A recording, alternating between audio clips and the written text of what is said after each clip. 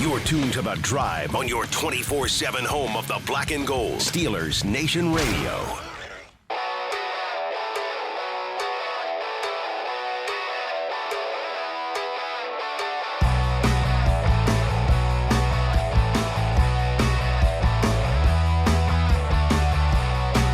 What's going on, Steelers Nation Radio? It's The Drive on the Steelers Audio Network. Wes Uhler and Matt Williamson with you here for the next 2 hours on this Tuesday, as we will have plenty to get to today. A little fantasy football focus, some power rankings, our Tuesday rewind. Our buddy Chris Adamsky going to join us about 15, 20 minutes from now. But as always, Matt, we start with the Tuesday Mike Tomlin press conference. Yeah. And I think everybody in Steelers land waiting, anticipating, getting some updates on some of these injury concerns, which unfortunately, just 2 weeks into the season, there are already plenty. Yeah, particularly on the on the defensive side of the football. Here are the latest injury updates per Mike Tomlin. For this weekend, you can rule out Isaiah Loudermilk and Alex Highsmith. Okay. Did sound like some potential better news for Highsmith. We'll get to that in a second. But you can rule out Loudermilk and Highsmith. And obviously the guys that are on IR as well, too. The Malik Harrisons and the guys that are on IR. Sure. Questionable: Deshaun Elliott, Derek Harmon, Joey Porter Jr. Okay. Although I will say... First time we've had good news about Harmon. First time we've had good news in that regard. Although I will say it didn't sound... The tone, and you always got a grain of salt with these things. Sure. The tone in Mike Tomlin's voice didn't sound overly optimistic as Harmon, or maybe just not quite as optimistic as some of the other guys, but still listed as questionable. That's better. It's better than it was a week ago. Than being ruled out at this point. Yeah. Exactly. And then guys who they're going to have to wait and see, guys who are going to be slow early in the week but could be ready for game time. Patrick Queen with an oblique and Darius Slay with a shoulder. That was the latest from Mike Tomlin. The good news, though, is that it's not a high ankle sprain for Alex Highsmith. It's just an ankle sprain. Good, okay. I thought his was more promising than Loudermilk. So it is. And so he will certainly not play this weekend, and I think we'd probably be surprised even if he played in Dublin in a couple weeks against the Vikings. Right. But hopefully we'll see him sooner rather than later in October. Okay.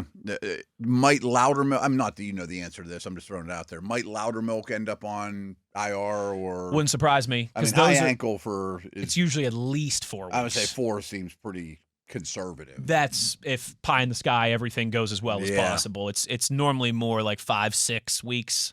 Yeah. And it takes a while till you're really the same and all that good stuff, too. And so, I think that's a real possibility. We'll ask Chris Adamsky about that here in 15 minutes or so. This is going to sound mean, but I think this could be a blessing in disguise. I mean, Harmon would obviously... Loudermilk's just been playing too much for my liking, to be honest with you. I mean, pre-injury. I mean, we mentioned... I cited some of the defensive line snap counts yesterday. And frankly, I think he'd be much closer to the top had he not gotten injured. I mean, the first game he played quite a bit. Second game he got injured pretty early. And he's not the only one to blame, but I think he's been a liability in terms of run defense, and he brings the least to the table as a pass rusher of the group. I thought he was a borderline roster guy. I mean, we talked a lot about that in training camp. And now all of a sudden he's thrust into starter. I don't think they have any intention of doing it, but I'd love to see Benton in his spot and Ekwali it knows more, or Black either spot more. Just Ekwali more, I think, in general would be favorable to me. I'd rather have Ekwali on the field than Loudermilk. I know they don't play the exact same position. But what they do is if you make that change, is that allows, as you just mentioned, Keanu Benton to be in a more opportunistic role, a more opportunistic position. If they would do it. Which at this point might be as important as anything on that defensive line. You have got to get him going. You got to get something out of him. I know. Particularly in the absence of Derek Harmon. That's what I mean. Exactly. I mean, and Harmon, you probably don't want to thrust into an every down role as a true rookie anyway. So maybe you can shuffle these guys around and get your best 3 out there in their proper spots, and even give Hayward a little bit of a breather. Thing is, too, is what I noticed in the second week in particular, the snaps Hayward's not on the field, they're running the ball like every time, too. Every time. And they're always going that direction no matter what when they run the ball. We know that. But when he's not on the field, they're running right at his spot. Yes. And again, Mike Tomlin talked about this today too. 2 games into the season, you're starting to develop trends. Oh, absolutely. And one of those trends, we highlighted this yesterday, how often teams are running left almost exclusively. Right. Over 90% of the time. Yeah. And how often they're targeting the middle of the field. Yes, both those things are getting to be very obvious, yeah. And Matt, I know, like you have to bring in the injury situation to this conversation. It's not an excuse, it's a reality. But at the same time, how much time throughout July and early August, too, did we spend talking about how much we like the depth on this defense? Absolutely. I realize it's getting tested. I get that. It's been a lot early. We outlined the issues, the less than ideal scenario of your top 5 or 6, if you want to count Peppers, defensive backs on Sunday were all not on your roster last year, and even in the case of people like Chuck Clark and Peppers, they're hopping on a moving train later in the process. It wasn't like they were with the team to begin training camp absolutely in late July in Latrobe. But again, all that real quick on that D-back thing is I went and double-checked it. Only 5 defensive backs actually saw the field in that game, which is rare, but they're not a big 11 team and blah, blah, blah. Peppers never stepped out on the field. So it was just those 5. And none of them were with the team. Everyone that got a snap, like I put it in Matt's stats, every defensive back that got a snap in week 2 did not play for the Steelers in 2024.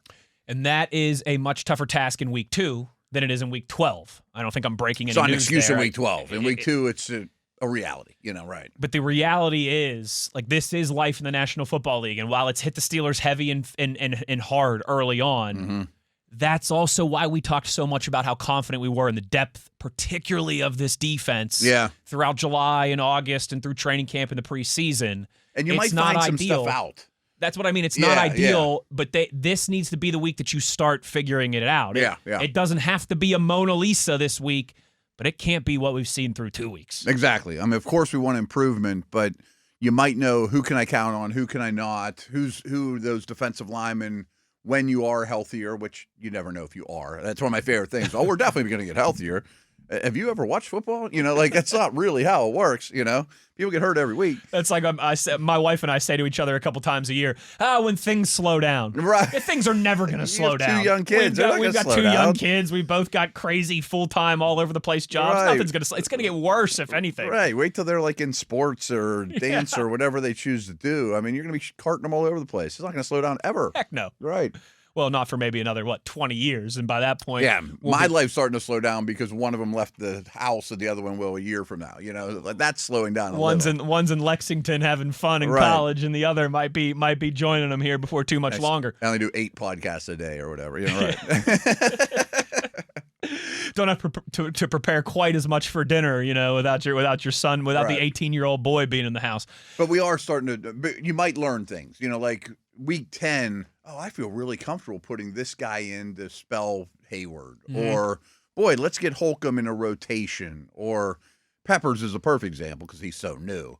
He's a starter now, or he's out there a lot, or we're playing big nickel with him, or he's clearly ahead of Chuck Clark, or might find these things out.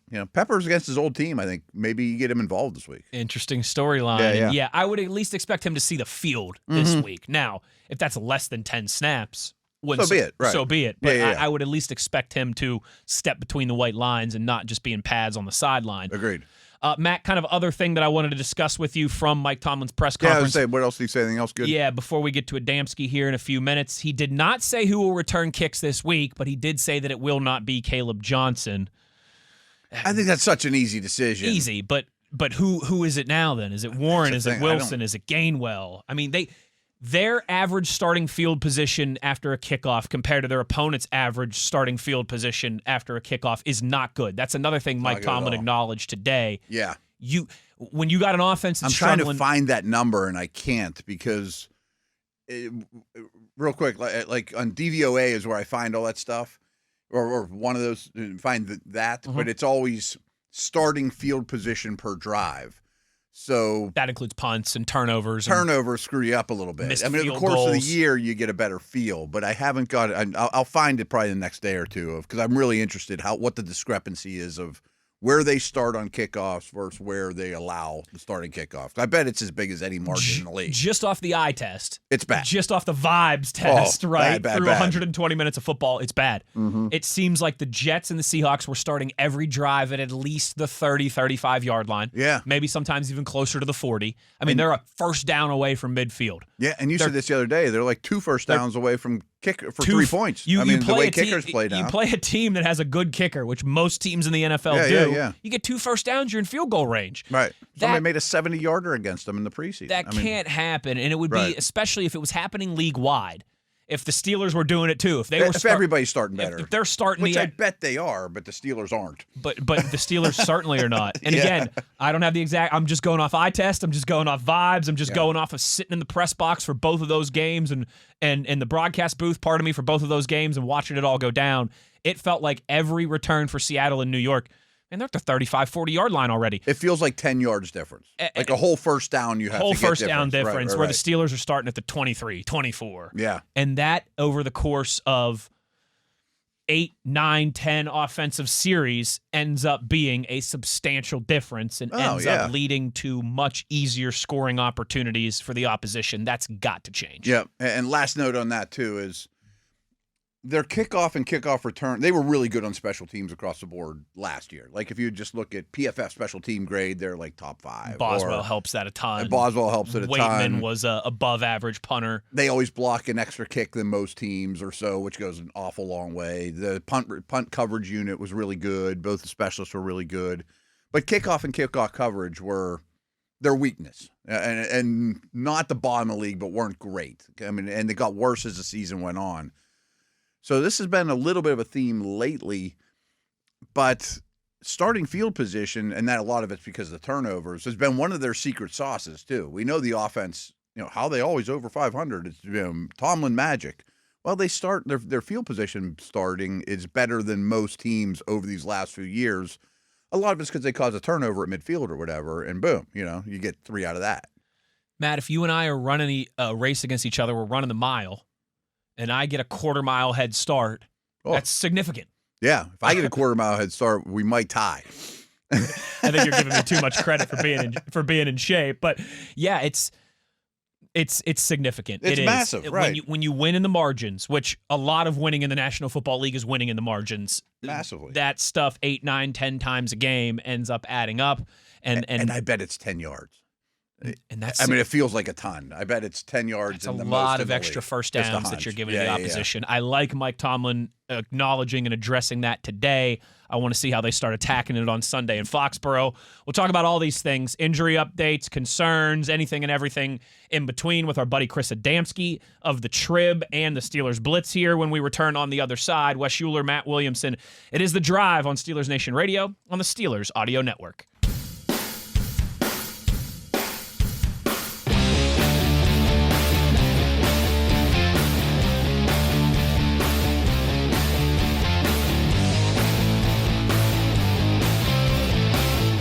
Back on the drive here, into the phone lines we go, welcoming one of the new voices of the Steelers Blitz, one of our newest members. Steelers Blitz? Yeah, Adamsky.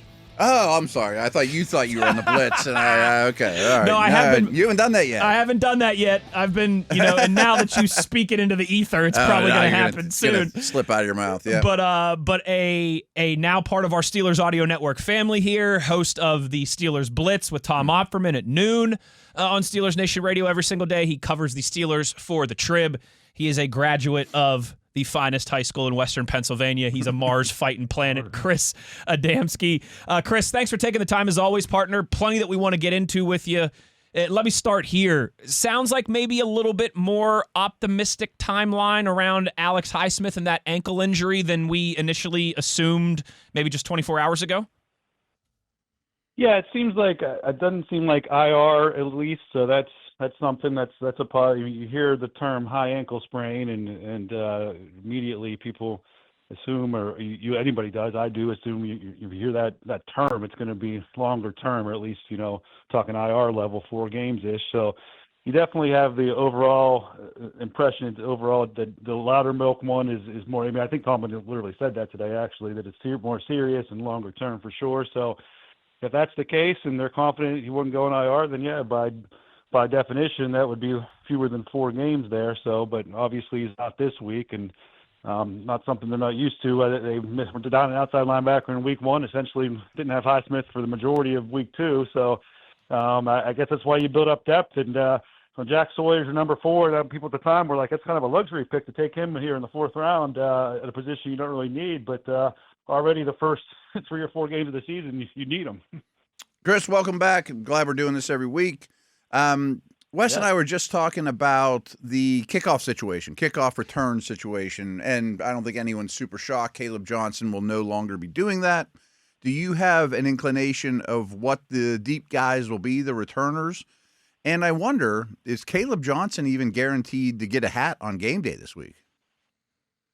Yeah, I was wondering. I mean, you guys were at camp. I mean, Trey Sermon looked pretty good at camp. And yeah. He was, he has a track record in the league. He was a mid-round pick. He had a big game. His best game of his career was against the Steelers when he was with the Colts. So he's definitely an NFL caliber running back. So you wonder if they're not going to use Caleb to return kicks, then, and obviously he played 3 snaps in 2 games on offense. They haven't used him there. Right. That you don't get your jersey dirty if you're not doing any of those things.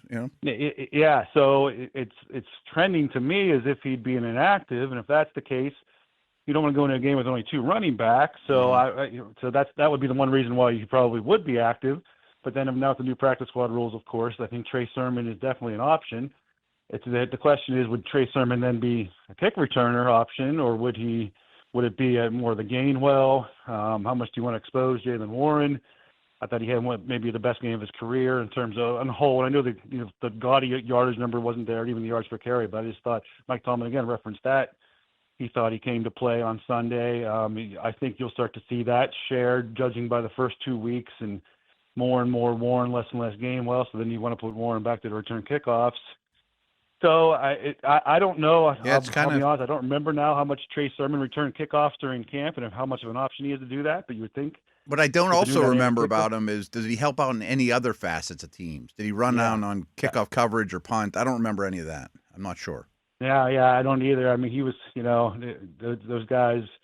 I remember talking to him, and he, of course they're going to say at that point in your career, that's your path. He said he's willing to do it and happy to do it, and special teams, that would be his role. Now you're right. I wish I had a better mind to remember. I know, we're digging pretty deep here. The Danny Smith periods. But let's put it this way: I don't think anybody would be surprised at this point if Caleb Johnson is inactive, and hey, he's still a rookie. It's only his 3rd game of his career.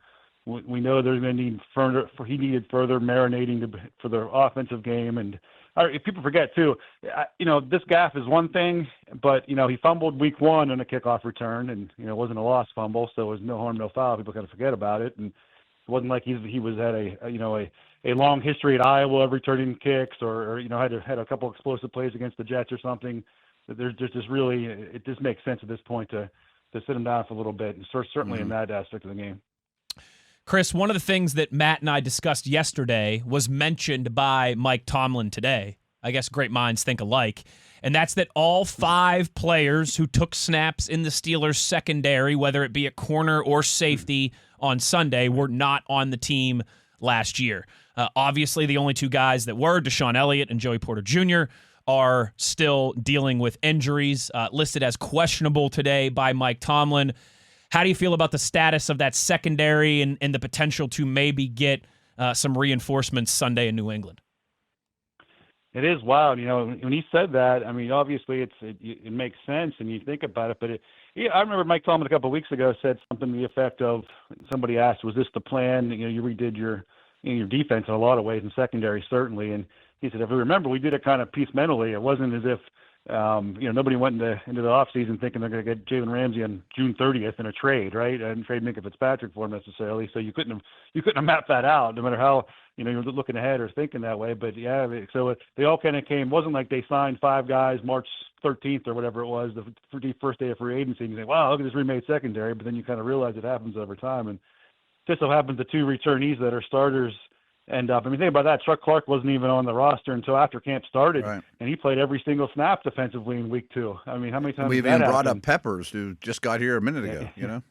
Yeah, and so Peppers is an option too. So it's you know, I guess overall, you know, you're not happy with the defense where it's at, so that's part of the defense, certainly.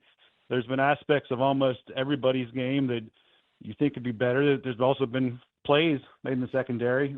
Positive plays made in the secondary too. So, I guess the Peppers thing is the most what I'll be trying to watch in practice these next couple of days here to see how much, or if at all, he's assimilated into the defense. Are they happy with what they did? And part of it could be matchup specific and everything, or that, you know, you would think maybe Chuck Clark against a high volume run team like the Seahawks, and we'll see. I guess really, you know, the Patriots aren't all that different. You know, it's not like the Patriots are winging it around or whatever in terms of a passing offense. So, you know, that was the reasoning behind that, or just because Pepper showed up 5 days before, you couldn't put him on the defense. But it is crazy too that, you know, the depth of the secondary being tested like this this early in the season like this. And Pepper's obviously pretty familiar with the Patriots and all their, you know, he's gone against their receivers and Hunter Henry and all those dudes too. So I think that's kind of an interesting wrinkle. Two guys, you know, to focus on the defense. Run defense clearly has not been good enough. Two guys in the front that it wouldn't break my heart if their role expanded would be Holcomb, but especially Ekwale. Could you see any of that going on? Yeah, I was kind of surprised that Ekwale didn't play more even in week one, or that wasn't part of it, especially, of course, with Harmon not playing. I thought we'd see a lot more Ekwale. I thought he might even, and the term start, you know, I don't say who cares. I mean, people do care about it, but it's not a, right. You know, Loudermilk wasn't necessarily the number 3 or what. But if you go by even snaps, Ekwale barely played in week one. I was surprised by that, and I thought he was going to have a bigger role again, especially whenever they were down a man. I guess part of that was, you know, they probably didn't depend on a 5th-round pick Y.A. Black being good enough to use him as much as they would. So I think he would. Yeah, I guess the you know, the elephant in the room then is, you know, what do you do with Benton? I mean, do you start to siphon playing time away from him?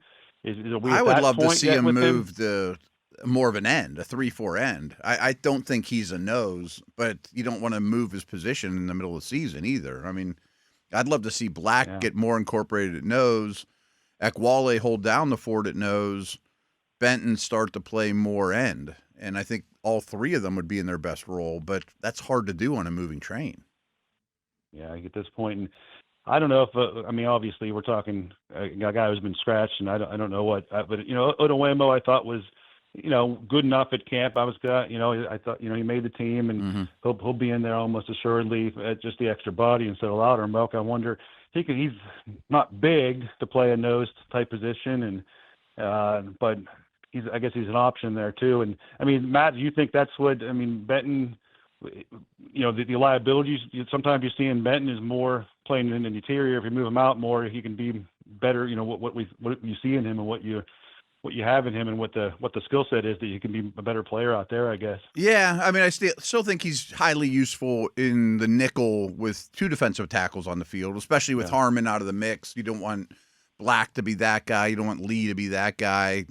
Loudermilk maybe got some reps there, but probably shouldn't have. That's just probably because, you know, default injury stuff. But I just think Benton isn't stout enough to handle nose tackle duties in the run game. And I think he's a big reason that we're not getting more production from the inside linebackers, because he's in their lap a lot.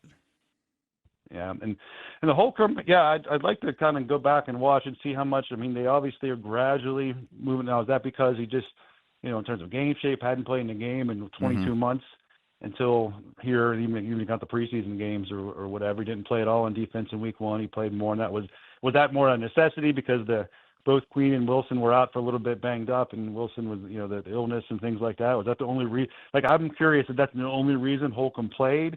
They were in there was enough 4th and 1s or 3rd and 1s short yardage that there was that, you know, kind of goal line package that I thought maybe Holcomb was just part of in general. So that's why he got some play this time. I am curious and wondering, because I don't really know. Just watching practice, is he the same player he was 2 years ago when they signed a pretty, you know, sizable contract to be a playmaking, you know, if he doesn't get hurt? I mean, think of the domino effect. There probably isn't Patrick Queen in this team. There probably isn't a draft pick of Peyton Wilson. There's a lot of things that happen when he gets hurt. And, you know, but remember how high of regard they held in him, and he was pretty good the first half of that season 2 years ago. So is he one of the answers, or one of the things that can helping the run defense? That's a big question. I don't know if I know the answer. I don't know if the Steelers know the answer, but it might be an option worth looking at. Especially because Wilson was struggling medically or however they wanted to call it. I mean, it looked like he was not himself in that game. Yeah. That might have. So I just don't know if the only reason Holcomb played was because of that, or if they're trying, if they're, hey, this guy, he's who we thought he was. He's still a starting linebacker, and we see however they do it, a snap share or however it might be, or situationally, game plan, how much Holcomb could be in there because. That's one of the things I'm definitely curious to watch out for this week and going forward. Chris Adamsky covers the Steelers for the Trib, hosts the Steelers Blitz with Tom Offerman here on the Steelers Audio Network. He's our guest on the Drive. Chris, I wanted to run something past you that I saw you tweet out yesterday. I saved this for our conversation today.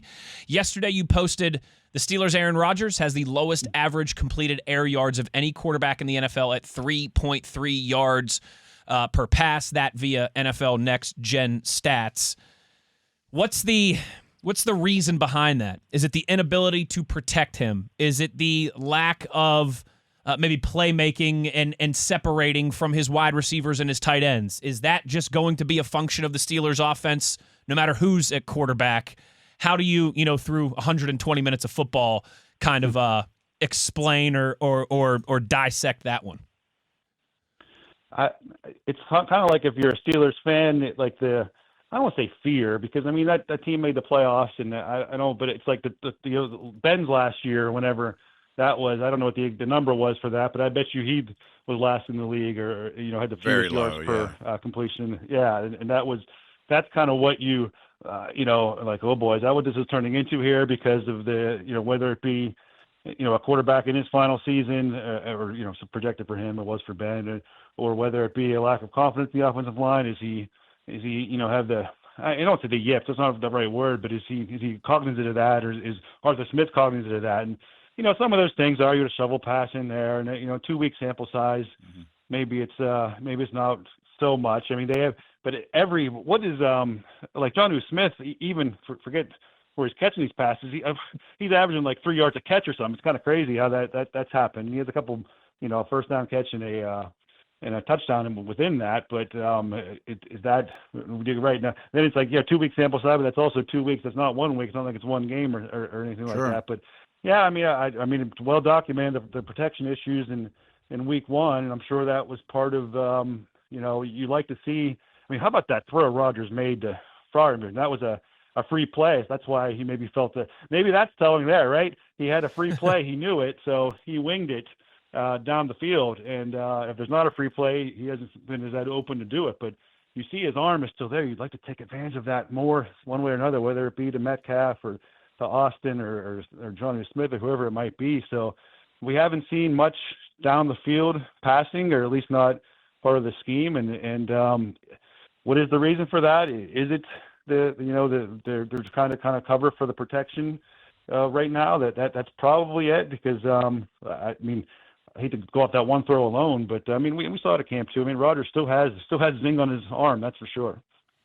Chris, do you see Jaylen Warren maybe taking more of a bell cow role with the workload in the backfield? Yeah, that's what I came away. I know people are still, and I get it, like the yards per carry and the production, the run. And Warren had a lot of his damage. Essentially, there's a run play, right? For functionally, in terms of his, what he's doing with the ball and everything. I get it. It's not exactly, but I thought it was, to me, it kind of answered the question. If there's one thing you didn't see when they let Najee Harris go, and he never played a game without Najee Harris, right? He never had played a game without the guy who was the first round pick and was that bell cow. And that was, as long as those two were together, that was going to be Harris's role, and that was going to be Warren's role. And you weren't ever going to see a fourth quarter with the Steelers with the lead, and you're going to turn around and hand the ball to Warren, 10 times in the quarter or whatever it is. It never was going to happen. I know they didn't have one in the game scenario here, but I felt like that was the most game where you sat and watched. Wow, okay, you felt like that's a number one back. He was. The break tackles and making people miss, the runs on first and second down. It wasn't just, draw plays or whatever on third down. I came away personally, and like I said, a lot of people down on the running game, and I get it, but that I feel is most confident watching Warren in that game that you can have belief that he can be that. And also the other side of that coin is, again, Gainwell can do a lot, and I still think he can be a good part of the – heck, he was for 4 years with a really, really good team in Philadelphia, and Arthur Smith still likes him. And if you use him in the right way, he can be a dynamic little part of the offense too. But, he hasn't really done that, especially in the first and second downs. In the first 2 weeks, you haven't seen that explosiveness out of him or whatever. So you add those two things up, and then, of course, we are a conversation about Caleb Johnson. He's not going to be a big part of the offense for sure. So you add those things together, and, I definitely think that Warren, he might – what was his career high is 18 carries. So, how many touches did he have this game? He had the 16 carries and 14 carries and 6 catches. So, again, 20 plus game, 20 plus touch game. Chris Adamsky, make sure you're reading all his work in the Trib, listening to him right here on the Steelers Blitz on the Steelers Audio Network. Buzz, great stuff as always, man. Thank you for taking the time. MARS, Mars, yes, Wes. All right, baby. Fighting Planet's a tough one against Aliquippa on Friday, but we're going to bounce back against whoever we got this Friday. Yeah, but the other blue and gold alma mater you have had a good weekend. I made up for that. Whatever happened Friday night. Oh, that's exactly right. It's like Friday never even happened. Adamsky, thanks, buddy. We'll see you soon. All right, take care, guys. There he is, Chris Adamsky. Good stuff from him, as we're excited to have him as part of the Steelers Audio Network gang here and talking to him every single Tuesday. And make sure you're checking out all his work in the Trib. And, of course, him and Tom Opferman, now the hosts of the Steelers Blitz at noon on the Steelers Audio Network. And, of course, wherever you get your podcast as well, too. A little Tuesday rewind when we return on the other side. Some observations from the Seattle loss that Matt and I did not get to yesterday. We'll close down the first hour with that on the other side. You are listening to The Drive on Steelers Nation Radio on the Steelers Audio Network.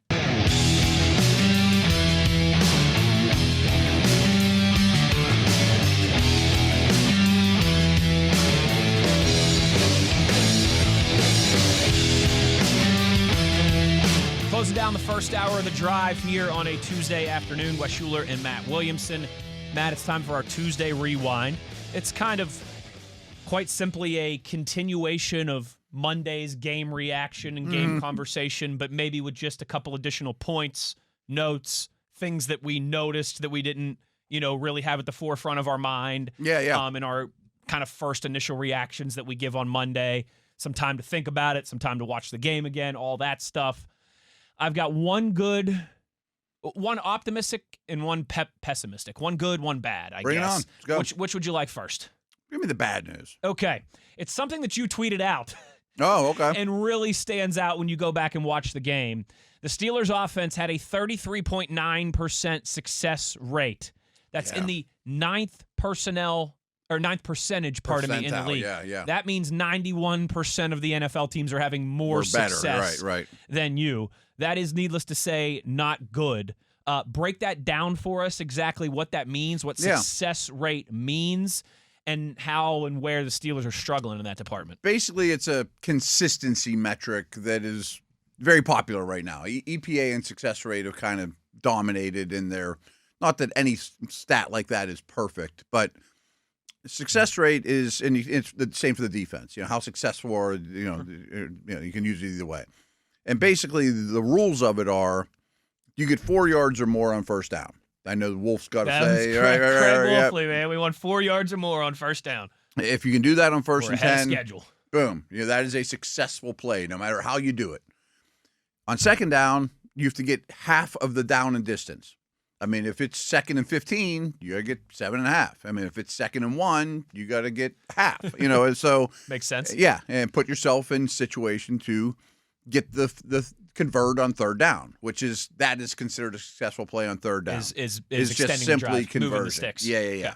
So basically, and it just kind of dawned on me, maybe that changes a little. If you're a team that goes for it a ton on fourth, 3rd and 8 becomes a rundown. Like the Eagles, I think about a lot. Like they some matchup advantages. The Lions, the whole planet knows they're going to go for it. 3rd and 6, they might run the ball to Saquon or Montgomery, and they might think it's successful if they get 5 because now I'm in tush-push land and I'm going to get it or whatever.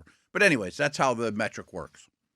And It's basically a measure of consistency. The bigger body of work, Absolutely. You really start to feel, is this team successfully moving the chains? And that's a big complaint I've had about the team as a whole, is I think down to down, offense and defense, they haven't been the better team in either game. Now, some splash will go a long way, or giving them 7 points on a kickoff return, or losing the splash world could go a long way. But down to down, they're not consistently successful. And I was shocked it was that low. I mean, that's pretty low. I think most people, if we would have just blind quiz, pop quiz, what do you think the Steelers' success rate is on offense? Yeah. I would guess that their answer would be not good. Bottom third. But not that it was in the bottom 10% of the not that it's one of the worst 3 or 4 teams in the league. Pretty brutal, yeah. And I think we all knew that this offense was going to take time. I don't think anybody should have expected this offense to look as good as it would by Halloween as it does in September. I mean, there's a realistic timeline there. Yeah. But it's got to be better than 34. It's got to be better than 1 out of 3 plays you're having success. Yeah, I mean, it needs to be consistent. Yeah, I mean, and again, a lot of that to me just reflects losing at the line of scrimmage. If you win at the line of scrimmage, an ordinary back can get you those 4 yards on first down, or get you half the down and distance on second, or an ordinary quarterback gets an extra half second to complete a pass or wait for a route to develop. And I'm not saying the Steelers skill guys are ordinary necessarily, but it's just, if you win at the line of scrimmage, changes everything. Basic stuff. I mean, it has an avalanche effect of everything being easier for everybody involved. And that's where I wanted to go. That transitions nicely to some good news. Okay. Upon further review, upon our Tuesday rewind and rewatching the game on Monday night, I thought Broderick Jones looked much better. Yes. I'm not saying he was an A+. I'm not saying he was a Pro Bowler. But I thought he looked more confident. I thought he was moving better. I thought he was picking up stunts and disguise coverage or disguise blitzes a lot better. He just looked more comfortable, Matt. And again, not saying that it was a valedictorian type performance, but what really encouraged me is that even on the reps where he wasn't at his best, it still was not like we talked about last week. It's one thing to have a C rep. It's completely another to fail it. You're right. He did. His low light tape's pretty bad. His low light tape has been pretty bad and was bad against the Jets. His low light tape against Seattle was a couple C reps. Yeah, okay, right. Consistency at that position so important. You can live with that. That was the encouraging part to me. Like we talked about how eight or nine reps for Broderick are fine, but it's the other 1 or 2 that are just complete zeros, complete Fs. Yeah. He eliminated those 1 or 2 Fs from his game on Sunday, and that to me is encouraging. And unfortunately for the position he plays, no one's talking about it. Well, right, and he's probably thrilled with that. But the average fan is always going to remember the zero play. What on earth happened there? Not the C rep that he still kind of gets the job done. The ball comes out, and his O-line coach is like, you could have done this better, but no one notices that. You live to fight another day. No one notices that. The ultimate example of that to me, Matt, is there was that matchup in what would it have been, 2007 or whatever, when the Jets played the Patriots. And it was it was Randy Moss, just absolute king of the world against Revis Island. And that was the one of the most individual hyped matchups in a football game I can remember in my life. And early on in the game, Randy Moss torched Revis and went for a 40-yard touchdown. Okay. And that clip still gets posted on social media and stuff like that. Yeah. That's what everybody saw and everybody talked about. Even when he went in the Hall of Fame, Randy Moss could beat him. Right. What they didn't talk about or see was that was, I think, one of two. The rest of the game, Randy Moss had 1 reception for 3 yards. And probably the rest of the season, Revis gave up. But everybody just, look at this. Randy Moss cooked Revis. Look at it. Yeah. When the other 59 and a half minutes of the game, Revis clearly got the better of him. Yeah. That's kind of life as a cornerback. That's kind of life as a left tackle as well, too. And that's 2 Hall of Famers. Exactly. That's 2 of the best to ever do it at their positions. Right. If Broderick Jones, that's where it needs to start, is eliminating those F reps, those 0 reps. Get that low light tape out of your game.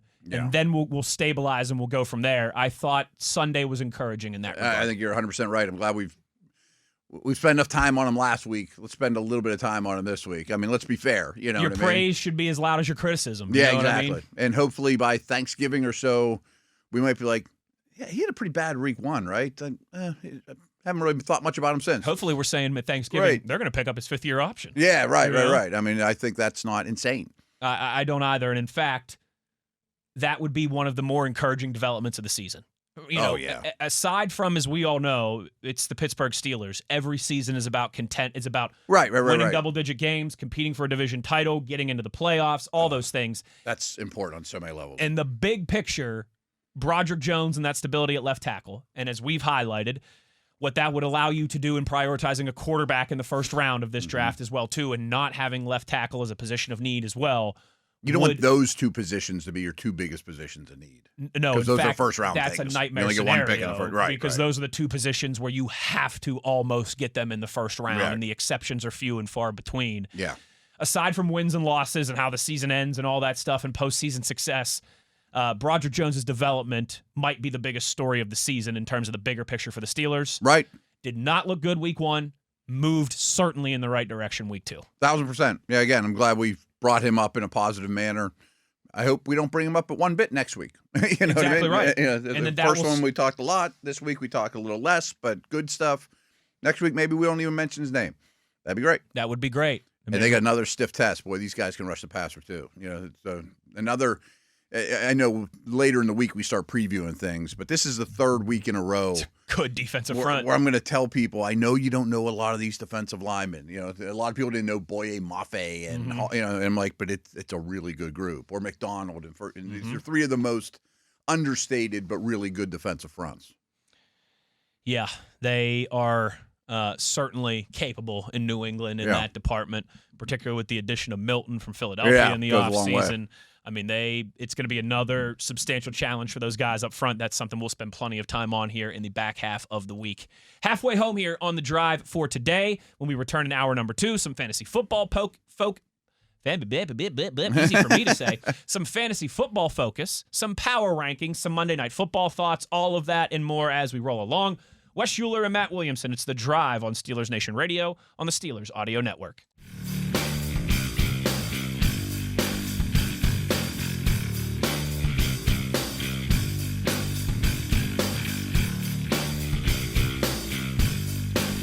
Good evening, Steeler Nation. How we doing? Well, that's good. Me too. Wes Uhler, Matt Williamson, hour number 2 of The Drive here on Steelers Nation Radio on the Steelers Audio Network on a Tuesday. That means it's time for a little fantasy focus here on the program. Matt, I wanted to run by some week 3 kind of waiver wire pickups and names and things like that because we're starting to get to the point of the season already, just 2 weeks in. Some substantial injuries across the league. Burrow's down. McCarthy's not going to play this week. I don't know if Jaden Daniels is going to play. I mean, banged up. 2 of those were top 5 drafted quarterbacks in fantasy. Particularly at the quarterback position, certainly. Starting to get a better feel for running back usage and who you can count on, who you can't. Jaden Reed's going to be out. Right. Austin Eckler's going to be out. I mean, so there's again, we're starting to fall. Yeah, we're only 2 weeks into this thing, but it's time to start hitting that waiver wire. So let's talk a little bit about the quarterback position. And according to CBS Sports here, they have Cam Ward listed as their week 3 quarterback waiver wire pickup. Okay. Is Daniel Jones listed, or has he been picked up too many times? I don't like these waiver wire articles. Usually they're like X amount of leagues he has to be in to qualify or whatever. Yes. They said also considering Trevor Lawrence, Daniel Jones, Bryce Young. Okay. I think I would have Jones ahead of Ward. Runs a lot. It's hard really not to. Playing well. I mean, they're scoring a ton of points. Scoring a ton of points against a really good defense this past week. He probably wasn't drafted in any league. I'm a Ward fan as well. Both those you could do a lot worse, and they're probably on almost everyone's waiver wire that's listening, unless Jones happened to get picked up after week 1, but that's unlikely. But I think both guys will be scooped up real soon. They both run. Jones has better weapons. He's a little more accomplished, but I think Ward has a bright future. Some questions about potentially some guys to drop. Okay. How you feel about Colston Loveland to this point? Bears have been a disaster. Yeah, I'm fine dropping Loveland. I think he has a bright NFL career ahead of him. I think he could be a very good tight end, but I don't know if that's going to translate to fantasy points this season. No, Kmet still plays a lot. They have 3 receivers on the field an awful lot. There's been a lot of poor tape thrown out there by the Bears in general. Yeah, I'm fine moving on from him. And Bowers a year ago, Warren this year, they can cloud our judgment or our thoughts that rookie tight ends usually struggle. Yes. I mean, that was one of the old adages. It's an old school, fantasy staple. Who was it? Eric Ebron that you had that big argument with back in your ESPN days. Yeah. Another top cut candidate, Adam Thielen. Usage is down. Jordan Addison comes back next week. Well, Addison will be just for Steeler purposes. Addison will definitely be there for yes, he will. The Ireland game. Yes, he will. Okay, and he's supposed to come back this upcoming week. So no, this weekend is his last suspension. Okay. His last suspended week. Yes, and then obviously with the quarterback loss, situation. Right. So, side note, and this isn't very fantasy related, but Wentz and Darnold have a lot in common. Could the Vikings get a lot out of Wentz? I'm just keep it on your radar. You know what I mean? It wouldn't surprise me. I mean, if McCarthy's out 4 or 5 weeks and they go 3-1, 4-1, and he plays like Darnold last year, could the young pup get usurped? I don't know. I don't know if I would trust Carson Wentz to perform to quite the level that Sam Darnold did last year. I don't trust it either, but maybe I could at least write that story. If he could do 85% of what Sam Darnold did last McCarthy year. McCarthy looks over his head right now. He does. And Carson Wentz, while he has certainly had a roller coaster tenure, he's a vet in this league. Mm-hmm. And maybe there'll be some stabilization there with that roster and that coaching staff. Yeah. Certainly an interesting one to keep an eye on, and hopefully the answer to that won't be discovered for Minnesota until sometime in October after the Steelers are able to take advantage at Croke Park in Dublin. But if you're in a super flex or a 2-quarterback league, grab Wentz. Oh, for sure. I mean, grab Browning, too. Browning, I mean, they're going to throw. They're going to throw. They both got talented eligibles, talented receivers. They're the 2 best receivers in the league, now that I think about it. Right, 100%. I think they play each other this week. Almost certain. I think you are correct in saying that. Weird. I do think that is right. Rookie running backs off to a little bit of a slow start, Matt. I didn't put 2 and 2 together until I was having this conversation about last night's game. It's like Hampton, slow. Genty, slow. I have guys like R.J. Harvey and Travion Henderson are kind of doing the Henderson running back by committee league thing right now. Yeah, absolutely. Judkins hasn't even been inserted yet. Sampson had a decent day. Scattaboo has been kind of in between. He was okay this past week, but all this talk about, going back to the draft, this is one of the best running back. Caleb Johnson's done nothing. I mean, you talk about highly drafted dudes in the real world. I mean, he's the most disappointing. But, I mean, the whole world, myself included, this is an awesome running back class. Genty's a top 10 pick. Hampton's going in the first round. A lot of day 2 dudes. And I'll be honest, when I started doing, dynasty drafts, I drafted very few of the running backs. I didn't love a lot of their landing spots. I soured on a few of them, a little less than that. So I kind of thought the class as overall was maybe a little overrated. But I'm blown away that almost the entire class has been terrible. I mean, even Jaden Blue was inactive. And, it's coming, though. I think that they're in the fantasy world, I would be buying low heavy on these dudes. Yes. I mean, some of them just haven't proven to their coach they can pass protect and that kind of stuff, right? I want to talk with you a little bit too, just as we can kind of continue some of these quick hitters. Jaguars wide receivers in a little bit of a rut. Brian Thomas Jr. He had a really bad day. He had a really bad day. Just 19 targets. He short-armed some things over the middle. I mean, he had some low lights too. And now he's dealing with some injury stuff as well too. And then Travis Hunter, just 55 yards through 2 games on 14 targets. I own Hunter everywhere. And I know that you own Hunter everywhere. Yeah. And in my big money league, I have Brian Thomas Jr. Is that just trying to get off the ground in Liam Cohen's new offense? Or might there be some serious concerns that it's not working with Trevor Lawrence, that this is going to be a long year for Jacksonville? I forget what podcast I was listening to on the way here. I listen to so many. That's all you listen to. But I to. guess there's a big, not that it's trending right now, but there somewhere on Twitter, someone put over the last 2 years all the touchdowns that have been dropped that Trevor Lawrence threw. And it's when you watch it all as a clip, it's pretty remarkable. I think they were number 1 in the league in drops last year. But, I mean, he's getting harder for me to defend, but he also is not getting a lot of help. And you would think this is a year with those two superstar talented receivers, he should have a ton of help. Now, I think some of it's just transitional in terms of this new system coming from Tampa has more in-breaking routes, over-the-middle stuff.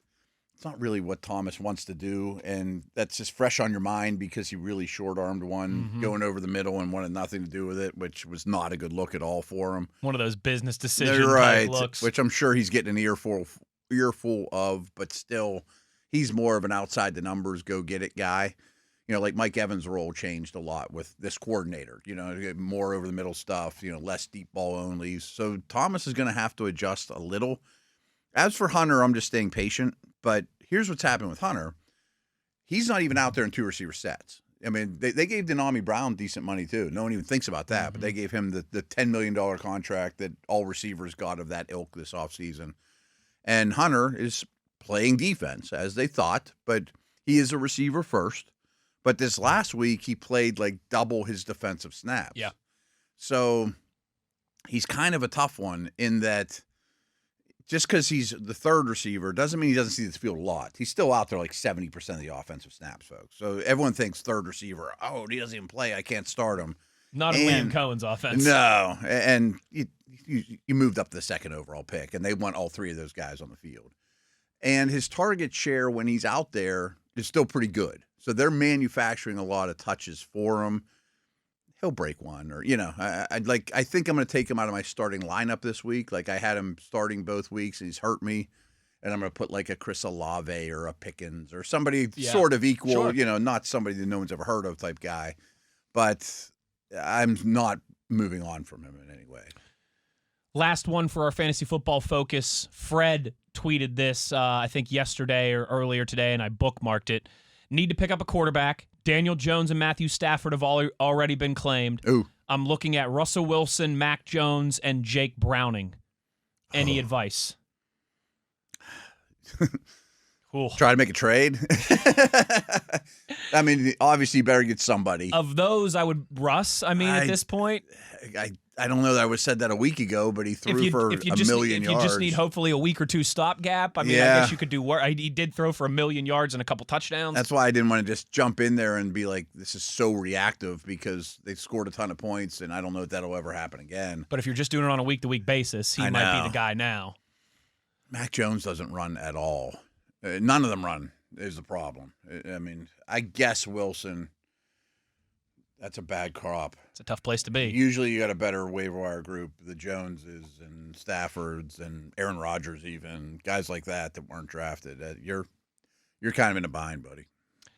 Godspeed, my friend. Yeah. Godspeed, Fred. Godspeed. Let's take a break now. We're going to do some NFL power rankings when we return on the other side.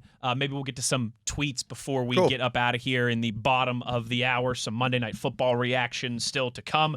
We'll do all that and more as we roll along. Wes Uhler, Matt Williamson. It's The Drive on Steelers Nation Radio on the Steelers Audio Network.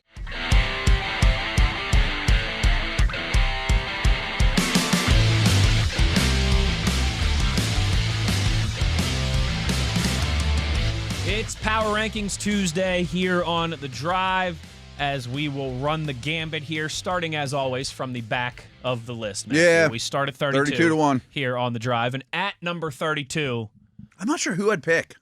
I think this one's pretty easy, actually. Okay.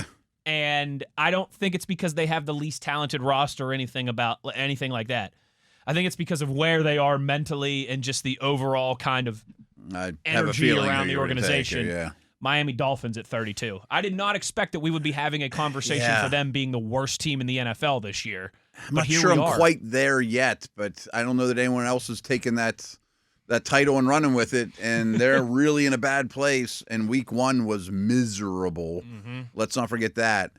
So I don't know if our listeners or anyone goes back and watches the upcoming opponent's game or whatever, but I'll tell you what, Patriots versus Dolphins was a lot of errors and a lot of bad football and bad snaps. It was not a work of art. Bad punt coverage and bad, I mean, so yes, they played the Patriots tougher in week 2 than the worst team in the league in week 1, but it wasn't high-end football. It was troubling. Number 31, the Cleveland Browns. And Matt, they're this past Sunday's an interesting eval for me because you see the final score 41-17 and you go, good Lord, they got boat raced. It was also a 10-point game in the fourth quarter. Yeah, right. It was only 20-10 in the fourth quarter. Derrick Henry ended up 20 yards. I mean, there were some good things that came out of it. But I certainly do think that Cleveland belongs towards the bottom of this list at the same time. I tend to agree. I mean, I think the defense isn't bad. I know with less 41 points, but that's a great offense. I mean, the Bills let up the same thing to the Ravens. And now I fear, and we predicted this, I mean, because you look at their first 6 games, it's a miserable slate of awfulness coming up here. And I think we're going to be, if we're not already, almost in that mode where some of their young, talented dudes are pretty impressive. Like Tillman, Fannin, Sampson, Judkins, Shador, Gabriel. I think that's going to be the mode real soon here in Cleveland. Let's play all those young offensive players and see where we're at. We're going to hit a big reset button this offseason. Let's figure out who we're taking with us. Who's hanging around. Yeah. I could see Njoku getting traded and, that kind of thing. Yeah. He's a free agent after the year. That's right. He is. Good call by you. Number 30 on this list, also 0-2, is the New Orleans Saints. But you know what? Despite being 0-2, Matt, and we laughed about the Bill Parcells thing yesterday. You are what your record says you are.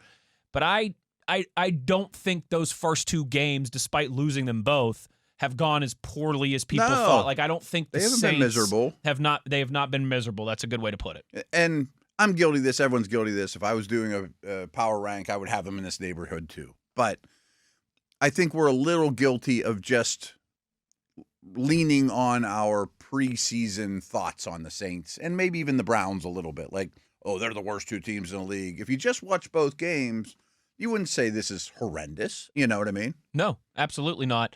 But the bad news for New Orleans is it doesn't get any easier. They go to Seattle this weekend on the road, and then they host Buffalo. So they could very easily be 0-4. I think Seattle's going to be my eliminator pick. One of. Yeah? Yeah. We'll get to that later in the week. Little survivor pool action. On it, yeah. That's not a bad call by you.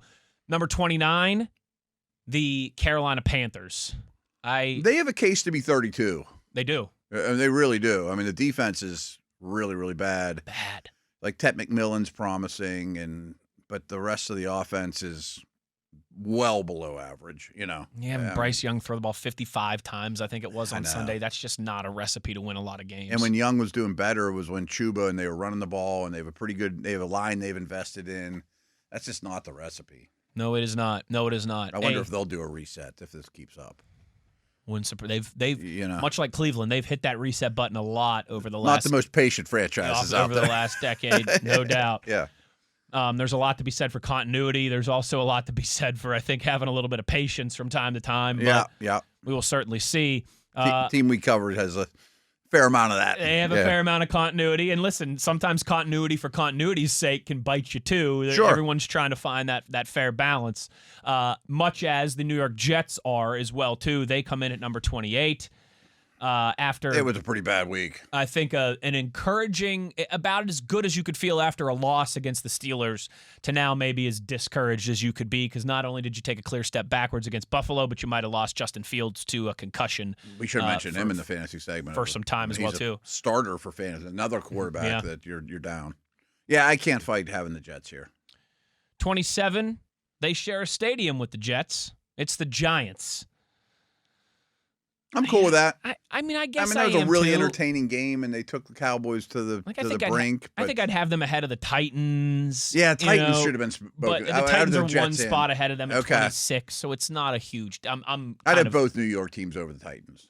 I do too. Yeah, but they're all ranked next to each other. We're splitting hairs. Anyone that's written these lists, like I have many times, like how could you have this guy 13 instead of 12? Chill. Yeah. It's one spot, right? Yeah, right. The Giants did actually move up 2 spots in the power rankings this week from 29. It was a good performance. I thought so too. Right. I think that's fair. Russ played great, Tennessee at number 26. Fine. It's going to be a roller coaster. Defense hasn't been bad. they are taking double-digit penalties in both games. That's not going to help their case to try and win any games. Yeah. But I do think Cam Ward continues to look the part in moments and show flashes of being capable, and that's really all that matters for them at the end of the day for this season. They don't have a lot around them. Dan Moore has actually been pretty problematic there through 2 weeks, and their best offensive lineman, Latham, was out this week, and that's tough, Number 25, the Steelers' upcoming opponent, the New England Patriots. Mike Vrabel gets his first win as the head coach of the Patriots against the Dolphins this past Sunday down in Miami. And I thought your boy Drake May had a encouraging performance as well. Really nice day. Yeah, I think this is very properly put for the Patriots. 24, they did not have a fun night last night. I'd say it had to be the Raiders, right? As the Raiders are at 24. 3 picks for my boy Geno Smith. Genty didn't get going. Defense is lacking a little bit. Bowers was a little banged up. I thought he looked really hobbled. Jacoby Myers hasn't quite been what I think we've expected him to be. Could there still be just some stuff going on in his mind with his contract and the trade request and all those things? But after what I thought was a pretty promising week 1 for the Raiders, they clearly took a step back last night. Yeah, and they're just not super talented, period. They are not. Their ceiling's not that high. Number 23, I think another team that took a step back this weekend, the Jacksonville Jaguars, unable to get it done and hold that lead in Cincinnati against Jake Browning and the Bengals. Yeah, and you got to be frustrated by that one. I mean, Burrow goes out and you still First half. Yeah, it's not like he got hurt midway through the fourth quarter and Cincinnati just, And they come back on you heavy without the star. Yeah, that's not good. That is not great mojo there right now either. Not good at all, and it looks like Brian Thomas Jr. is questionable with an injury going forward. Just not the greatest wrist injury for Brian Thomas Jr. listed as questionable by the Jags as they fall to 1-1. The highest ranked 0-2 team, Matt, which is shocking to me. Ooh, I know who this is, and I would have them lower. The 0-2 Chicago Bears. They have the worst point differential in the league. Something we did on today's podcast was we went through all the 2-0 teams instead of they real. I lied. Sorry, the Texans are ranked ahead of them as an 0-2 team. And they team. should that's be. It. They're the best 0-2 team. Yeah. And we went through all the Chiefs as well. Oh yeah, they're good too. Okay, sorry, I misspoke. Fair enough. You're right. But I was sitting here thinking, when are the Bears going to show up on this list? Because they have the worst point differential in the league. They just got boat raced bad by the Lions. We talked about Loveland and some of the problems on offense. A lot of these teams behind them, I would pick to beat them on a neutral field. If they played the Jets right now on neutral field, I might take the Jets. Definitely the Giants. I'm taking the Patriots. I'm taking the Giants. Yeah, they would be noticeably lower for me. Yeah, that one surprised me with the Bears. And the Bears were 18 last week after that loss in their opener. Gets excited about them in the preseason. Yeah. I mean, they have not been a successful organization for a while. No, and that's what I mean. It's not like they're one of the ones that deserve the benefit. They don't get the benefit. The Chiefs deserve a lot of benefit of the doubt of where they're at right now. Yes, the Bears are the opposite. The Dallas Cowboys checking in at 21, getting their first victory in that dramatic overtime win against the Giants. Yeah, and if you look at that through the lens of neither of these teams are great and they're equal on that day, I'm fine with it. Cincinnati's the poster boy for this, and I think Washington's in this neighborhood. But I think this is going to be Dallas amongst them. Start all your fantasy players, bet the over. Like Dak's really good. They have receivers, and the defense is really going to miss Parsons. Yes. I can see a lot of high-scoring games with Dallas. Checking in at number 20, down 4 spots from last week after losing the home opener to Seattle. It's your Pittsburgh Steelers. Talking about the offense not making the most of their chances and the defense being not nearly good enough so far. I think that's fair. I'm curious who's right above them, who isn't, and again, we're nitpicking. But it was pretty miserable performance. And, I mean, if you want to talk advanced statistics or whatever, sure. They don't have a lot of legs to stand on in that regard. We'll get into more of that tomorrow and Thursday. Yeah. So I think that's fair. You would hope that's as low as they go, but absolutely. First time in more than 20 years the Steelers allowed 30-plus points in their first 2 games to start the season. Yeah. 19, the Minnesota Vikings. They're in a bit of a bad place. They are. Their O-line injuries have been problematic. Yeah, Darisaw being out is rough. I mean, they will get Jordan Addison back after this week, which is big. Yeah. But I think this for them right now is just going to come down to how much juice can they squeeze out of Carson Wentz. Yeah, if they can get him to be just fine, they'll be all right and they'll win games and they'll be in a playoff hunt. It wouldn't shock me if this is the lowest they dip throughout the year too. But I think maybe they hover around 14-ish, something like that, unless Wentz is a disaster. Yes, I think that you're correct on that. When they dropped them 8 spots from last, they were 11 last week, now down to 19. Well, if they do it the same way I do, is how good are you this minute, not when Burrow comes back or when McCarthy comes back. And frankly, maybe I'd have the Bengals in this category. Now I'm thinking about it. Yeah, we still haven't gotten to Cincinnati yet. Yeah. 18, the Arizona Cardinals, 2-0. Hasn't been spectacular, but they're 2-0. They were our worst 2-0 team, when I went through it earlier, and I think that's pretty clear. Neither of their wins have blown my doors off. No, the Saints and the Panthers. Yeah, right. Two of the worst teams in the league. A nice slate. 17, a disappointing loss last night to drop them to 0-2. Back and forth with the Bucs, and the Bucs find a way to get it done at the end. Yeah. C.J. Stroud was running for his life. I know, and that's how it's been for now a year and 2 games, where the defense is really good, and then the last drive, the defense is spent and can't get after Mayfield, and all of a sudden he walks right down the field, and you get beat in the last second. Something's a little bit missing there. I mean, I know Chubb had a long run, but like last year, they were the worst first down running team in the league. Like we talk about success rate, they were always behind the chains, and it feels the same this year, This one surprising to me. I expected them to take a big drop despite being 2-0. It's the Cincinnati Bengals at 16. I might have them 6 spots lower. I mean, as currently constructed. Right now, if they play the Texans are favored. Yes. They play the Vikings are probably favored. I guess they're going to this week. We'll see that in a minute, but yeah. Steelers, I mean. I'm not sure Jets and Giants are Cowboys. Who I would pick, right. If the Cowboys and the Bengals were playing on a neutral field tomorrow, I'm picking Dallas. I think the Steelers are favored over Cincy too. No, yes, a handful of these teams that are behind them, I think, would be favored over Cincy. Now they were 4-3 when Browning took over last time, but the defense was much better then. Yes, it was. Yes, it was. I just don't think they're equipped to run the ball and play defense. Number 15, up 5 spots after putting it on Minnesota on Sunday Night Football. Ooh, they were impressive. Minnesota Vikings. They were defense. I mean, that's as good as I remember a Falcons defense looking since Matt Ryan was taking them to a Super Bowl. And a lot of them are rookies. Those 2 edge guys. Mike several Green, of the dudes. Adam Marshall, That's the other dude. Yeah, the other and the other guy as well, too, who they drafted in the first round, correct? They both were first rounders. Green went round. to Green Baltimore. Baltimore. Sorry, that's right. I'm getting confused. They traded up for Pierce and Walker. Those 2 were decent. Yes. The safety out of Notre Dame, Watts, Billy Bowman. They may have found 4 starters on defense. And maybe it's just because it's a standalone game. But I'm sitting there watching Bijan. Like, I haven't seen many running backs in my life that are better than him. I mean, he's ridiculous. He's a freak. He is a freak. His balance and acceleration and vision. And it's like, wow. One of the best college football players I ever saw with my own 2 eyes. I bet. Yeah, I could totally imagine. He, a few years ago, came to Morgantown and ran for like 200 yards and a handful of touchdowns. And I mean, he was an impressive specimen. That was, I think, his sophomore year, I want to say. And it was like, keep an eye on that guy. Yeah. And he is, I think, Saquon without quite the hype.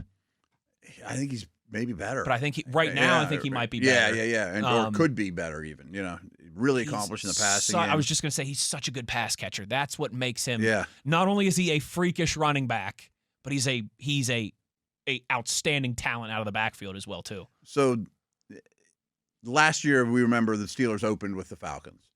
And at that point in Rob King's career, he was taking over to be his current role. That was his first game as the voice of the Pittsburgh Steelers. So to be honest, I was getting to know Rob then. He wasn't a regular on our show. I didn't do shows with him. He wasn't a buddy yet. Starting to, I'm like, this guy's cool, whatever. But I mean, he would ask me a bunch of stuff, as he still does. And we go back and forth and upcoming opponents. And he was more of a baseball background. Yes. And all he could talk about was Bijan. Like just watching watching the year before, like, this back, holy cow. He's a freak. I'm like, yeah. I mean, it was just cool to see someone that doesn't always do this for a living, that was new, dropped into it, be like, whoa. Hey, you seen this number 7 from Atlanta? He's pretty good. Yeah, he's pretty good. Number 14 on the list, up 5 spots, the Seattle Seahawks. Yeah, I'd have them right in the middle. I think that's about right. That defense is legit. If they D's legit. If they can run the ball effectively like that, Sam Darnold will make enough plays. Yeah. They're a good, not great, but a good team. 13, 2-0, same division. The San Francisco 49ers up 2 spots from last week. I mean, they beat the Saints, and the Saints hung around. It was close, and we gave the Saints credit for that. But Mac Jones is in it right now, and I would have them ahead of Seattle in that division. That we were talking about the West today, and I would rank the West the same way: Rams, Niners, Seahawks, Cardinals, and apparently whoever this does agrees with me. Could end up being a pretty good division by the end of the year. Yeah, there's no weak link. Number 12, the surprise story in the NFL through 2 weeks of the season. Matt, they jumped 12 spots this week from 24th to 12th. I think that's the biggest jump I ever remember. Yeah, that's a lot. The Indianapolis Colts. This might still be a little bit high for me, but the way they're playing right now, I can't argue against it. I'm not sure who we've mentioned that I would say definitely belongs ahead of them. Every other team has shown more warts. It's a great point. I mean, I don't think they'll stay there, but all the names we've mentioned, I would have below them right now. Number 11, the lowest they have been in years on these power rankings, dropping 6 spots after dropping their second straight game to open the season. The Kansas City Chiefs. I think that's fair. I mean, they've had 2 really difficult games. They got the Giants this week. Hopefully, for their sake, that's an opportunity to get right. Sounds like Xavier Worthy could play. That'd go a long way this weekend. That's what I was going to say. Is their weapons are really. It's really. Mahomes is playing unbelievable, and it doesn't matter. It's rare that you can say that. Yes, I completely agree with you. It's Patrick Mahomes is like Paul Skeens right now. Yeah, a little bit. Otherworldly generational talent, not much around him. And great ERA, but not a lot of wins. Exactly right. Number 10, into the top 10 now, the Denver Broncos, dropping 1 spot from 9 after that loss to Indy. I'm not overly concerned. I'm not either. They missed a field goal at the end, bad penalty at the end. Right. I think that they're just fine. I think this is about where they'll be for, that kind of 8 to 12 range throughout the season. Yeah, they look like a playoff team. They look like a playoff team still, and who certainly looks like a playoff team is checking in at number 9, 2-0, and feeling good. Are the L.A. Chargers up 4 spots 100% after dominating the Raiders last night. It looks like Herbert is leveling up. Yes, it does. Yeah, and he was already pretty high up there, And I think so. And, man, if they can get Omari and Hampton up to speed. None of these rookies that are going slow. If Khalil Mack's injury isn't anything too serious. Yeah, I think that one didn't look great. The Chargers are in a pretty good spot. Yeah, they are. Their weapons are better than they were, too, the pass catchers. Yeah, no, absolutely. Down 1 spot from last week after kind of taking one on the chin at Lambeau Field, like a couple teams have already this season. The Commanders check in at number 8. Okay. A little high for me. I think I'd go lower there. Like, I think I would have LA ahead of them. I think I would have Denver ahead of them. I'd have the Chiefs still ahead of them. Chiefs still ahead of them. I still have major worries about Washington's defense. And now with Jaden Daniels' availability up in the air. Well, that too. I wasn't even accounting for that. But even just watching their pass catchers, they're not real dynamic. I mean, McLaurin's good, but he's struggling a little bit, and a lot of guys that hold out don't start the season real quick. But their team speed on offense isn't great. No, it's not. And that defense is old, man, and they ain't getting any younger. Number 7 this week, up 3 spots after a 2-0 start. Both teams in L.A. with a 2-0 start. The Rams check in at number 7. Yeah. I don't hate it. Like we've talked about, as long as Matthew Stafford is healthy, that's a really good team. I don't even want to talk about his back until it's time to talk about his back if we have to. Right. He's out there and he's playing great. Puka's a stud. Adams is a great addition. That D-line is really hard to play against. Sure. Number 6, bouncing back in a big way with a beatdown of the Chicago Bears. It's the Detroit Lions. They're up 2 spots from last week. That was a very impressive win. Because I don't think the Bears are garbage. I don't think the Bears are losing by 30-plus points to a division opponent bad. Right, exactly. I don't think they're picking first overall, Number 5, the Tampa Bay Buccaneers. Just always say good things about them. I think I criminally underrate Baker Mayfield. I'm not saying he's to Herbert's level or one of those guys, but he's really hard to play against. He is. And even when Bucky Irving is great, man. They just got playmakers all over that offense. Defense caused a lot of problems last night. Wirfs was already out, and then they lost their right tackle, and I'm like, man, Anderson and Hunter are going to feast. And they were problems, but they find a way to win. That's it. Bucks are good. Important note: did you see the Kancey news today? Yeah, he's out for the year. Yeah, torn pec. The former first-round pick out of Pitt. That's a bummer for him because he's had a good start to his career. Yeah, that's a bummer for them because he's one of the stalwarts of that defensive line. Yeah, he's their upfield, interior penetrator and guy. He has been ruled out for the rest of the season earlier today. That's a bummer for him and a bummer for them. Number 4, I'm surprised they're this low, and I know that's saying a lot because they're number 4, but the Green Bay Packers at number 4. They'd be 1. I think I'll do my pat. Well, yeah. I'll do the best of the West tomorrow, okay. but I think unless I wake up with a change of heart, they're going to be number 1 for me. I mean, it's hard to, quote, disrespect the Super Bowl champs, in the NFC, but Green Bay's killing good Who teams. has a better resume, too, than a comfortable win over Detroit and a comfortable win over the Commanders? Yeah, like right. 2 playoff teams we from last year. just mentioned them in the last 2 minutes. Yeah, they're both in the top 10 of the power rankings, and they didn't, kick a last-second field goal to beat either of those teams. They comfortable's a good word. Commanding victories against both of those teams. Number 3 is the Baltimore Ravens. Sure. They might be 1. I know they lost to the Bills, so you're going to put them behind the Bills. I think any of these top 4 teams you can, in good faith, argue is number 1. Who was 5 again? 5 was the Bucks, Tampa Bay. Oh, okay. Yeah, I think there's a clear top 4. I think there's a clear top 4 right now. Kansas City has fallen out of that conversation. Yes. I'm not putting Tampa in that conversation, particularly not without Kancey now for the rest of the year. But Baltimore 3, Buffalo 2, Philadelphia 1. Okay.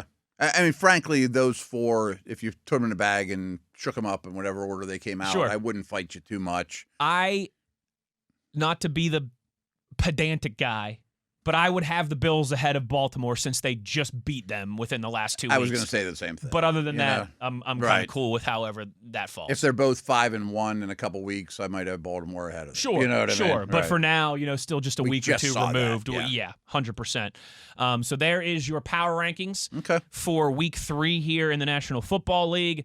We'll do a little best of the West to kind of put a cherry on that conversation tomorrow. But Matt, when we come back here, what do you say we go to some tweets to close us down? Like it. Wes Uhler, Matt Williamson. It is The Drive on Steelers Nation Radio on the Steelers Audio Network.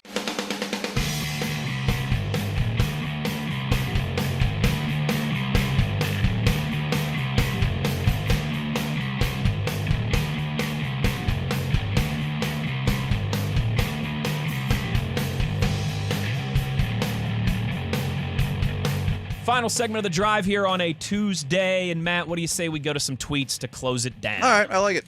Power Grid Janitor tweets us and says, can you explain how it's fair that the Chargers don't get a home game this year against the Chiefs? I would be upset if our Dublin game was designated against a home or designated as a home game against a division foe like the Browns, the Bengals, or the Ravens. Doesn't seem fair that you have to play the same team in their stadium. I 100% agree, and I complained about it as soon as I found out. That's one of the things you talked about. Yeah, I mean, I think we actually went through this. Maybe just didn't listen to that episode, but I think like a month ago or several weeks ago, I'm like, okay, you host an overseas game, you'll lose a home game. Everyone has to deal with that. Everyone's going to deal with that. In that scope, it's never going to be fair. No, right? It's never going to be fair. The Steelers are playing a home game in Dublin. That's their furthest road trip that they're going to make this year, and it's a home game. And you're going to lose one. And they'll do that to the AFC because the AFC is an extra one this extra year. Home while game there's this a 17-game schedule. Someday I think there'll be an 18-game schedule and everyone will go overseas and everybody will lose one. Whatever. But the fact that it was a division game, though, I thought was like doubly unfair. It means a lot more. Yeah, it means a lot more. That being said, after last night's win, this isn't what they asked, but like you're in a great spot. Boy, the Chargers have now they got 2 the division Raiders. wins. They got the Raiders next week. They beat the Raiders. They're 3-0 with 3 division wins to start the year. Wow. Okay. Yeah, they're in really good shape. I mean, that's really good. 2-game lead or 2 division wins to start the year if they beat the Raiders next week. Wait. Who'd they beat last night? They beat the Raiders last night. They beat the Raiders last night. Sorry, they have Denver. So they have Denver week. next Pardon week. me. I got that backwards. Right, okay. Sorry, yeah. So they could be 3-0 in the division, and as of right now, they have a 2-game lead and the tiebreaker over the Chiefs, who win the division every year. Right. If you start out 3-0, all 3 of those in division, that's a massive benefit. Yeah. It would almost be shocking if they didn't make the playoffs at that point. Now, I know why the NFL screwed them over and did that is because the Chiefs sell and maybe Taylor Swift will be there or, people will watch the game with the Chiefs involved. And the Chargers would never admit this either, but let's not kid ourselves. their home field advantage is junk. They're playing neutral site bowl games for their home. I mean, I think that's the only team they'd have done it to. At best, they've got 50% of the crowd there. You know, and it's like playing a bowl game between, you know, Ohio State and Notre Dame, and the crowd's split 50-50. That's what it's like going to games at SoFi. Like if the Chargers owner called up Goodell and be like, "Hey, you're doing us rotten," and I'd be like, "Well, fill up your stadium." You know, like you don't have a lot of leg to stand on. Steelers are going to go there in November. And it's going to be 70% terrible towels in that place, and I know that the Steeler fan base does that a lot, but that happens a lot to those LA teams there. I think particularly the Chargers as well too. But back to the tweet, I hope this isn't a trend where division games where you lose a road game happens again. Tom tweets us and says, can you guys remember the last time the Steelers came out and just out-schemed their opponents and beat their opponents via a game plan? Listen, this is one thing to me. I absolutely think there's fair criticism there. Yeah. But I also, like, we pointed to this throughout the offseason when every time we would talk about the slow starts for the offense and the defense in that first quarter point differential, we'd also point to the third quarter point differential. Yeah. And I know that hasn't been a strength, a feather in the Steelers' cap yet this year through 2 games, but it was last year. They were the best in the league in the third quarter. Mm-hmm. That means something. That means your coaches, when they have those 15 minutes to go into the locker room and get on the grease board and change some stuff up, that means that they know what they're doing in those scenarios. Mm-hmm. So I don't know how you could succeed in that environment so much and be a complete doofus in the game plan entering the first quarter. Yeah. But clearly there's some things there that they got to iron out, without a doubt. Yeah, and this tweet implies that, boy, they just get out-coached and out-schemed every day and every play, and I don't think that's the case. That's not the case. Is that the case at times? Certainly. Absolutely. But that happens to every coaching staff. And I think a lot of it's when you really scrutinize one team, you can see the negatives here. Why didn't they have an answer for that? Or why was there a linebacker on Keenan Allen? Like, it happens to everybody, but I understand where they're coming from. The other thing I would throw out there now, the last 2 games against the Ravens don't hold up here, but they were really, really, really good against Lamar for a long stretch when nobody else was. And that was scheme. That's directly related to scheme and game plan. That's right. That's a great example for you to pull in there. Last one, Steeler Nation 920 says, I hate to say it, but I feel like our defense has not been truly shut down since Dick LeBeau. Couple things there. It hasn't been this year. Couple things there. One, I would hesitate to compare defenses now to the Dick LeBeau era. I say they don't exist. They don't. They don't. I think there's a lot of rule changes and things. The last truly elite defense we saw in the NFL was in 2015, that Broncos defense that won the Super Bowl with Von Miller and Peyton Manning last year, which is 10 years now. Right. That's the last what I would call truly great defense in the NFL. Yeah, and LeBeau had plenty, and he was awesome, and those defenses were awesome. But I'll also say this, though. The Steelers' defense in 2019 was elite. It was the best in the National Football League. Mm-hmm. That was the year where they had where Ben went out 6 quarters into the season with the elbow. They went back and forth between Mason and Duck. Yeah. They were 8-5 at one point, and then those last 3 games of the year, I think the defense kind of held the dam off for so long before it broke. But the defense was elite in 2019. That's how they escaped that year with a winning record. That's how they ended up being 8-8, 500. Because I think that was the last year before the additional game, if I'm remembering correctly. But that defense was the best in the league. Point blank, period. Stephon Tuitt was still playing at a high level. TJ Watt was hitting the prime of his career. Cam Hayward was in the prime of his career. Pretty strong.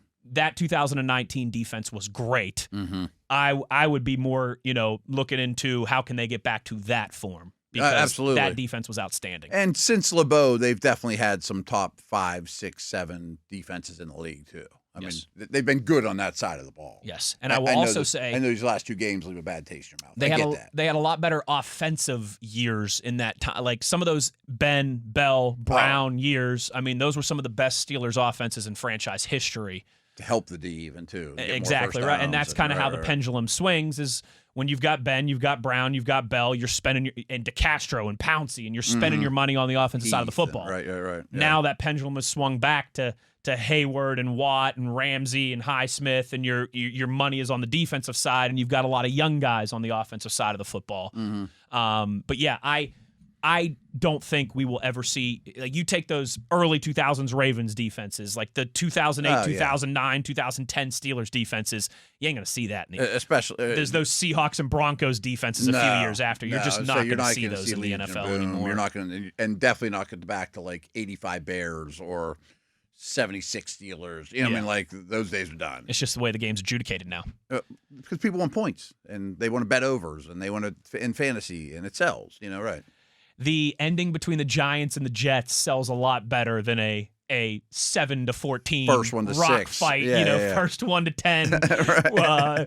As much as we're not saying that's the style of football that we prefer, the casual sports fan that is going to, tip those scales for NFL viewership wants to see offense. I mean, just about every rule change that's happened since LeBeau retired favors the offense.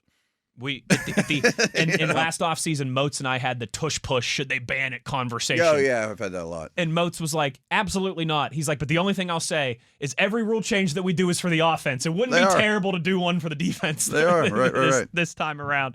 But I do not think that is going to be the case.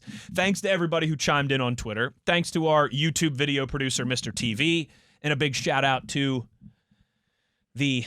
Chris Adamsky joined us today, too. That's exactly right. Sorry, I was doing a brain fart there, trying to remember who our guest was. Guest every day now. Chris Adamsky, guest every day now. Tomorrow we will have Chris Halleck join us, and we'll start to turn the page a little bit from Seattle and begin to look ahead to the upcoming clash with the New England Patriots. For Matt Williamson, I'm Wes Uhler. Take care, everybody. You've been listening to The Drive on your 24/7 home of the black and gold, Steelers Nation Radio on the Steelers Audio Network.